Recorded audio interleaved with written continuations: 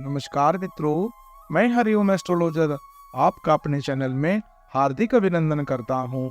आज मैं आपको सुनाने जा रहा हूँ परिवर्तनी एकादशी का व्रत, जाने सही तिथि, शुभ मुहूर्त एवं व्रत कथा। भाद्रपद माह के शुक्ल पक्ष की एकादशी तिथि को पद्मनी एकादशी, झूलन एकादशी का व्रत रखा जाएगा। एकादशी का व्रत भगवान विष्णु को समर्पित है। इस दिन श्री हरि की पूजा करने से भगवान विष्णु की विशेष कृपा प्राप्त होती है। परिवर्तनी एकादशी के दिन भगवान नारायण के साथ माँ लक्ष्मी की आराधना करने से शुभ फलों की प्राप्ति होती है। घर का भंडार सदैव धन धान्य से भरा रहता है। मान्यता है कि परिवर्तनी एकादशी के दिन भगवान विष्णु की विधि पूर्वक पूजा करने से सभी तरह के पापों से मुक्ति मिलती है। हिंदू पंचांग के अनुसार भाद्रपद मास के शुक्ल पक्ष की एकादशी का तिथि का आरंभ 13 सितंबर को रात्रि 10:30 से होगा।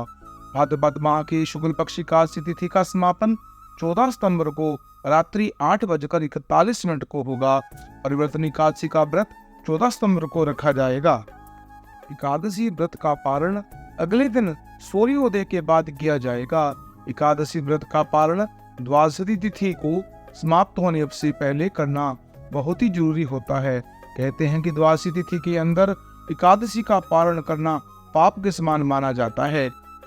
परिवर्तनी एकादशी का व्रत का पारण 15 सितंबर को किया जाएगा।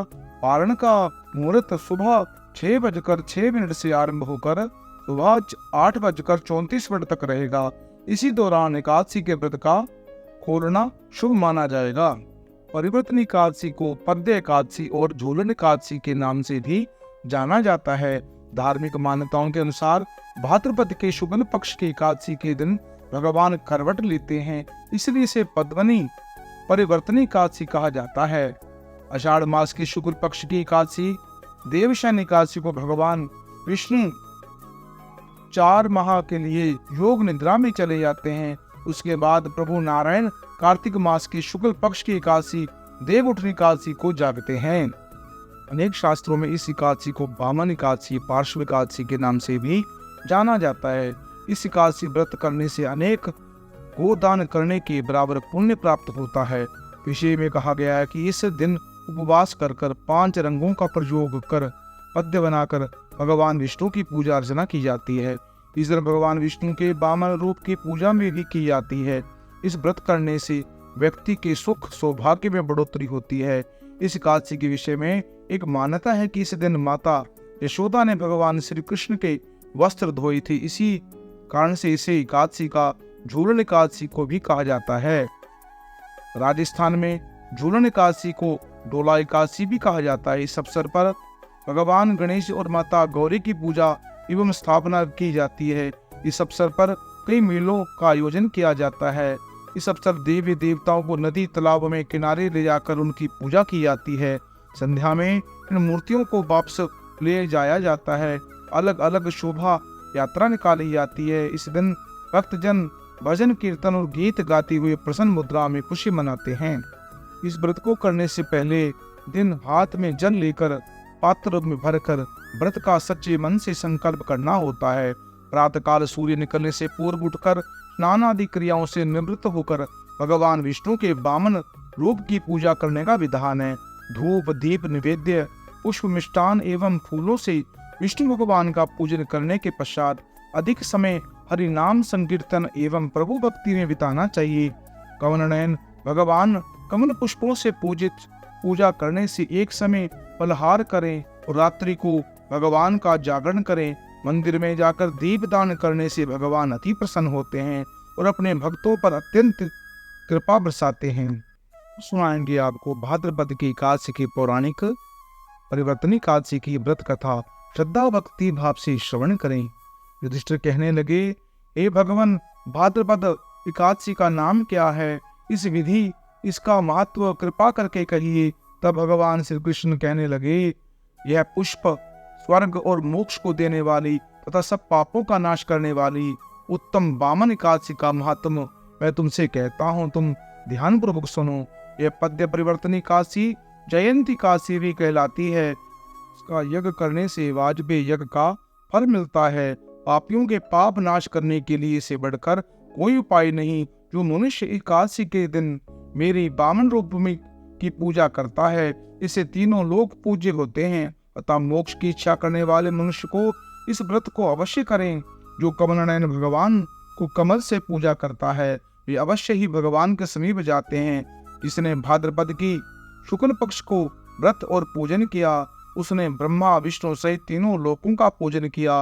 अतः हरिवासर अर्थात एकादशी का व्रत अवश्य करना चाहिए। इस दिन भगवान करवट लेते हैं, इसलिए इसको परिवर्तनी एकादशी भी कहते हैं। भगवान के वचन सुनकर युधिष्ठिर बोले, भगवान मुझे अति संदेह हो रहा है कि आप किस प्रकार सोते हैं और करवट लेते हैं, तथा किस तरह राजा बलि को बांधा और वामन रूप रखकर क्या क्या लीलाएं की, चतुर्मास के व्रत की क्या विधि है, तथा इसके शयन करने पर मनुष्य का क्या कर्तव्य है, सो आप मुझसे विस्तार से कहिए। श्री कृष्ण कहने लगे, हे राजन, अब आप पापों को नष्ट करने वाली कथा का श्रवण करें।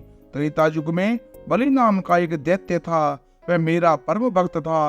विधिवत प्रकार से वेद सूक्तों से उसने मेरा पूजन किया करता था और नित्य ही ब्राह्मणों का पूजन तथा यज्ञ आयोजन करता था। लेकिन इंद्र के द्वेष के कारण उसने इंद्रलोक तथा सभी देवताओं को जीत लिया था। इस कारण सभी देवता एकत्रित होकर सोच विचार कर भगवान के पास गए। बृहस्पति सहित इंद्र आदि देवता प्रभु के निकट जाकर और नतमस्तक होकर वेद मंत्रों द्वारा भगवान का पूजन और स्तुति करने लगे। अतः मैंने वामन रूप धारण कर पांचवा अवतार लिया। फिर अत्यंत तेजस्वी रूप से राजा बलि को जीत लिया। इसी वार्ता को सुनकर राजा युधिष्ठिर बोले, हे जनार्दन, आपने वामन रूप धारण कर उस महाबली दैत्य को किस प्रकार जीता? श्री कृष्ण कहने लगे, मैंने वामन रूप ब्रह्मचारी बलि से 3 पग भूमि की याचना करते हुए कहा, ये मुझको 3 लोक के समान है और हे राजन, यह तुमको अवश्य ही देनी होगी।